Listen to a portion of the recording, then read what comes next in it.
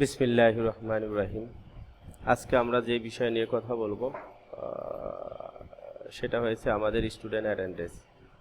তো আমরা স্টুডেন্টের অ্যাটেন্ডেন্স আমরা কিভাবে নিতে পারি বা কত ধরনের ভাবে নিতে পারি সেটা আমরা আজকে দেখব।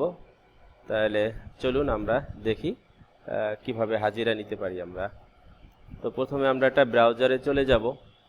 ব্রাউজারে যে আমরা স্টুডেন্ট অ্যাটেন্ডেন্স ক্লিক করব। একটা বাম পাশে মেনু দেখবেন, সফটওয়্যার আইডি পাসওয়ার্ড দিয়ে ওপেন করলে বাম পাশে মেনু আছে স্টুডেন্ট অ্যাটেন্ডেন্স। এই অ্যাটেন্ডেন্সের বিষয়টা আপনারা ক্লিক করবেন।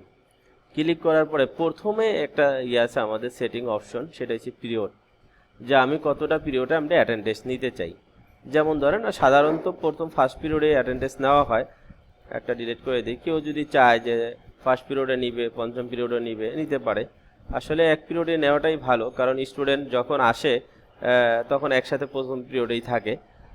তারপরে পিরিয়ডে অ্যাটেন্ডেন্স নিতে গেলে আসলে ওরকম হয় না। তারপর আপনারা অনেক দেওয়া আছে, 10 পর্যন্ত দেওয়া আছে। আপনারা যেই পিরিয়ডে অ্যাটেন্ডেন্স নেন প্রথমে আমরা ট্যাগ দিবেন। ট্যাগ দিলে এই পাশে চলে আসবে যেটা নেবেন। তাই আমরা প্রথমে ফার্স্ট পিরিয়ড ট্যাগ দিছি, এই জন্য ফার্স্ট পিরিয়ড এই জায়গায় চলে আসে। সেটিং থেকে আমরা এই জিনিসটা করে নিব।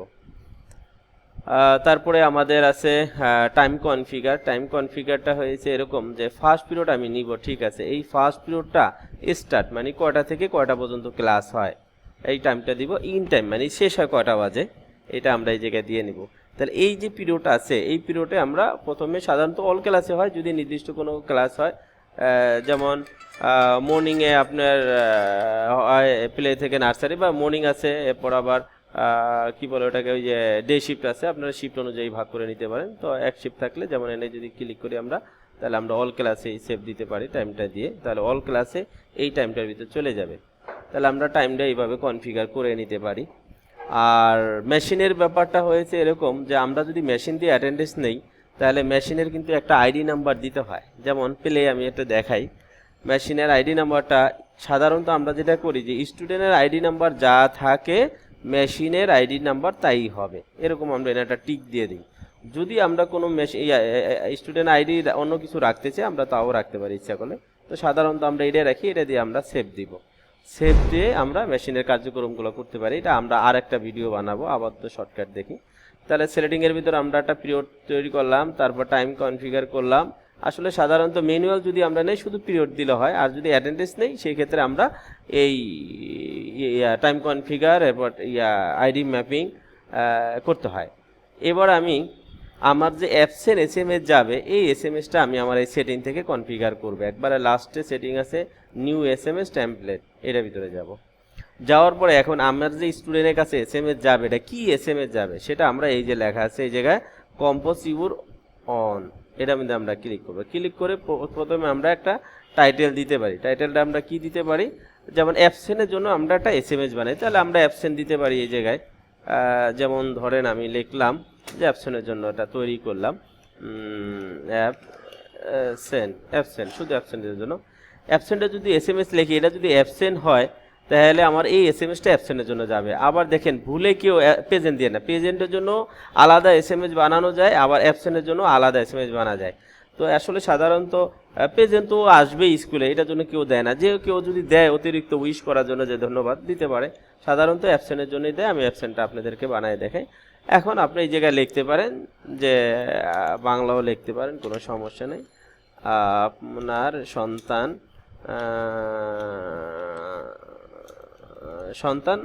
যেমন একটা কিছু লিখে দিলেন, যে স্কুলের নাম বা প্রতিষ্ঠানের নাম লিখে দিলেন, যে আপনি সন্তান মাদ্রাসা বা স্কুলে অনুপস্থিত সশরীরে যত্ন নেন, এরকম আপনারা এটা লিখে দিতে পারেন। তো সাধারণত আমি আমার লিখে দিলাম এইটুকু আর কি, জাস্ট। এখন এই জায়গায় সেভ দিব। এরকম করে আপনারা লিখে নেবেন আর কি, যেভাবে লেখেন। তাহলে প্রথমে আমি পিরিয়ডটা লিখলাম, তারপর টাইম কনফিগার বা ম্যাপিং করলাম, এরপর আমি টেমপ্লেট SMS-টা লিখলাম যে আমার কি SMS-টা যাবে। তো এইটুকুই আমার শুধু সেটিংয়ের কাজ। এবার আমি সরাসরি এখন আমি নিতে পারবো, হাজিরা নিতে পারবো। যেমন কোথায় যে হাজিরাটা নিবে দেখেন, সেটিংয়ের পরেই লেখা আছে টেক। এই টেকে ক্লিক করে আমি আজকে কয় তারিখ, 24 তারিখ, ইচ্ছা করলে আপনারা পিছনটাও নিতে পারবেন। আজকে 24 তারিখ নিলাম। নেওয়ার পরে আমি প্লেতে দিলাম। প্লেতে দেওয়ার পরে আমি এই জায়গায় ক্লিক করলাম। ক্লিক করার পরে আমার রোল নাম্বার আর এই জায়গায় চলে আসছে।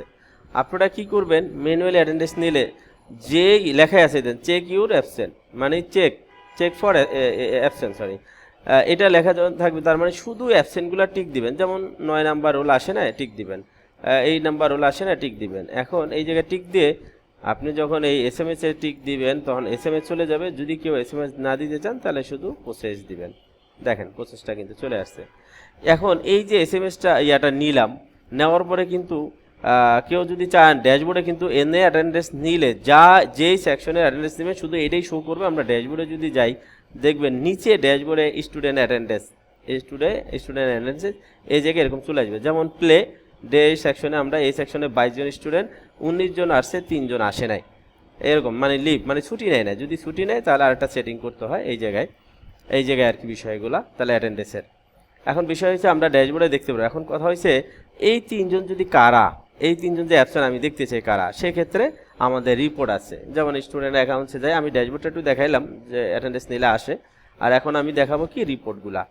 যেমন রিপোর্টগুলো আমি লিখলাম ডেইলি অ্যাটেন্ডেন্স, আজকে সারাদিন কে কে আসে না, এরা প্লেতে 3 জন যে আসছে এরা কারা আমি একটু দেখি। দেখেন এনে কিন্তু লেখা প্রেজেন্ট, এই যে অ্যাবসেন্ট মানে এই 2 নম্বর রোলটা আসে নাই। এরকম অ্যাবসেন্ট জেনে জেনে লেখা থাকবে। আপনি যদি এনে সার্চ দেন অ্যাবসেন্ট দিয়ে, যেমন অ্যাবসেন্ট লেখেন, আমি শুধু অ্যাবসেন্টগুলো দেখতেছি, তাহলে শুধু অ্যাবসেন্টগুলো দেখবেন। আবার যদি এনে লেখেন যে প্রেজেন্ট, আবার প্রেজেন্ট যদি লেখেন, আবার প্রেজেন্টে জায়গায় দিলে প্রেজেন্ট চলে আসবে। সরি, প্রেজেন্ট যদি আমি লিখি এখানে কপি করি এনে যদি প্রেজেন্ট দেই তাহলে প্রেজেন্টগুলো আসবে, নট অ্যাবসেন্ট। এরকম করে আপনি শর্ট করে দেখতে পারেন। এই সে আমাদের বিষয়। এরপর আমাদের অনেকগুলো রিপোর্ট আছে, যেমন সামারি দেখতে চাই যে আজকে 24 তারিখে কোন ক্লাস অ্যাটেন্ডেন্স নেওয়া হয়েছে। যেমন শুধু প্যালেতে নেওয়া হয়েছে, আপনি ইচ্ছা করলে বলতে পারবেন কীভাবে আর অন্য ক্লাসে অ্যাটেন্ডেন্স নেয় না কেন। এমনকি এনে দেখেন একটা সুন্দর একটা আছে, কে অ্যাটেন্ডেন্সটা দিছে, একজনের আইডি দিয়ে আরেকজন ঢুকে দিছে কিনা, এটা কিন্তু ইউজার আইডি দেখতে পাবেন যে কে দিছে। আর মোবাইল নাম্বার দিয়ে আমাদের খোলা, এই জন্য মোবাইল নাম্বার আসছে। যদি আপনারা ইউজার নাম দিয়ে ঢোকেন ইউজার চলে আসবে। এখন এটার ভিতরে একটা কাজ আছে, সেটা হচ্ছে যে টাইম আছে, ডেট আছে। যেমন একটা এক্সাম্পল দিই, টাইমটা গুরুত্ব আছে খুব। যেমন আপনার 12টা বাজে, আপনি আইসা দেখলেন এই জায়গায় অ্যাটেন্ডেন্স দেওয়া নাই। আসার সাথে সাথে যখন মনে পড়লো সে 11টা বাজে অ্যাটেন্ডেন্স দিয়ে দিছে। তার মানে কি অ্যাটেন্ডেন্স দেওয়ার কথা ছিল কি 8টা বাজে, সে দিয়ে দিছে 11টা বাজে। অ্যাটেন্ডেন্স তো হয়েছে কিন্তু রাইট টাইমে হয় নাই। আপনি ইচ্ছা করলে দেখতে পারবেন যে সে কখন অ্যাটেন্ডেন্স দিছে। মানে অনেক সময় আছে কি যে আপনি ঢোকার পরে হয়তো স্কুলে ঢোকার পরে হয়তো মনে পড়বে যে অ্যাটেন্ডেন্স দেয় নাই, তখন দিয়ে দিবে। আপনি দেখতে পারবেন যে কখনের অ্যাটেন্ডেন্স কখন দিছে। এটা হচ্ছে ম্যানুয়াল দেওয়া। আর যখন মেশিনটা দিবেন তখন তো অটো হবে, তখন তার টাইম থাকবে না। এই হচ্ছে আমাদের অ্যাটেন্ডেন্স নেওয়া। এরপর অসংখ্য রিপোর্ট আছে। তারপর মান্থলি অ্যাটেন্ডেন্স দেখতে পারবেন। যেমন ধরেন আমি প্লেতে দেখতে যে একটা স্টুডেন্ট 1 মাসে, যেমন আজকেই দিলাম, মে মাস তো একদিন তো নিলাম, দেখি আসে কি না। যদি নেট ফাস্ট থাকে খুব সুন্দরভাবে চলে আসবে। নেটটা একটু স্লো হলে আসতে একটু দেরি হবে, যেহেতু একটা ক্লাস তো চলে আসছে।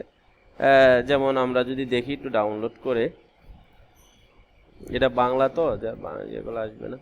যেমন আমরা যদি একটু ডাউনলোড করে দেখি একটু বড় করে, দেখেন 1 নম্বর রোলে সে 15 তারিখ আসছে, এত তারিখ আসছে, এত তারিখ আসছে। এনে কিন্তু লেখা আছে যে অ্যাটেন্ডেন্স আসছে মাত্র 3 দিন, আর প্রেজেন্টও 3 দিন। মানে অ্যাটেন্ডেন্স 3 দিন দিছি, 3 দিনের মধ্যে প্রেজেন্ট 3 দিন। আর অ্যাবসেন্ট আপাতত নাই, যেহেতু অ্যাটেন্ডেন্স নেই না। অ্যাটেন্ডেন্স না নিলে এরকম ফাঁকা থাকবে, যদি অ্যাটেন্ডেন্স নেই তাহলে এর মধ্যে এরকম থাকবে। যেমন 3 দিনে দিছি, 3 দিনে কিন্তু দেখেন অ্যাটেন্ডেন্স 3 দিন হয়েছে, 3 দিনের মধ্যে প্রেজেন্ট একজনও নাই, অ্যাবসেন্ট হয়েছে 3 দিন, আর হলিডে নাই। এটা আর কি বিষয়গুলা। এই হচ্ছে মান্থলি দেখতে পারবেন একটা স্টুডেন্টের। এরপর যদি আমরা চাই যে মান্থলি সামারিগুলো আছে যে কোন সেকশনে কিভাবে আসছে, এটা যদি দেখতে চাই তাহলে আমরা মে মাসে যদি দেই, যেহেতু এটা ডেমো তো রাইট পাবো না। যেমন এই যে সে একদিন 1 নম্বর রোলে টোটাল অ্যাটেন্ডেন্স 3 দিন, 3 দিনের মধ্যে এটা আসছে অ্যাবসেন্ট 0। আবার সে 3 দিন টোটাল আসছে এই মাসের ভিতরে 3 দিনে প্রেজেন্ট নেই, 3 দিন অ্যাবসেন্ট। এরকম করে আপনি ডিটেলস দেখতে পারবেন যে রিপোর্টগুলো। এখন কথা হচ্ছে যে আবার যে একটা স্টুডেন্ট যদি ছুটি নেয়, লিভ নেয়, সেক্ষেত্রে আপনি এটার কীভাবে সেটিং করবেন। দেখেন আমরা যদি একটা স্টুডেন্ট যদি ছুটি নেয়, সেক্ষেত্রে আমরা এই হাজিরার ভিতরে আমরা অ্যাটেন্ডেন্সের ভিতরে লিভ দিতে পারি। যেমন লেখা আছে ইনপুট, লিভ ইনপুট। এই লিভ ইনপুটে আইডি নাম্বার দিবেন, কত নাম্বার আইডি আপনি যদি এই জায়গায় দেন। যেমন একটা আইডি আমি নিলাম, এই আইডিটা নিলাম, এই আইডিটা নিয়ে আমি তাকে লিভ দেবো। এখন এত নাম্বার আইডি সার্চ দিলাম, সে চলে আসলো। সে এখন বলতেছে যে আপনি যে লিভ নেবেন 4 নাম্বার রোলের, তাহলে কত তারিখ থেকে সে আসবে না, যেমন একটা এক্সাম্পল ধরুন 25 তারিখ থেকে সে 27 তারিখ পর্যন্ত আসবে না, সে এটা রিজন মানে লিভ রিজন মানে কী জন্য আসবে না এনে আমরা লিখতে পারি।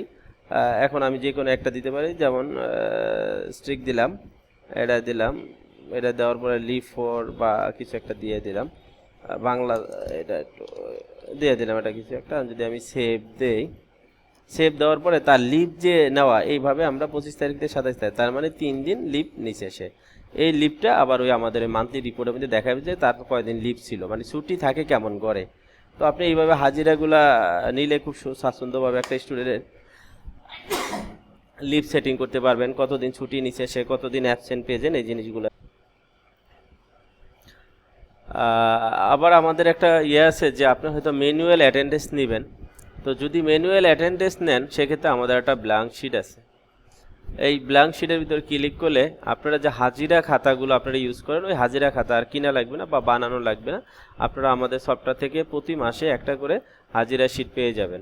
এই যে এরকম 1 নম্বর হলে যে হাজিরা শিটটা ডাউনলোড যদি করি আমরা, ডাউনলোড করলে হাজিরা শিটটা নিয়ে আপনি দেখেন 1 থেকে 31 তারিখ পর্যন্ত আপনার থাকবে, যে যে মাসে থাকে তারিখ চলে আসবে, শুধু টিক দিবেন, সুন্দরভাবে হাজিরা নিয়ে আসবে।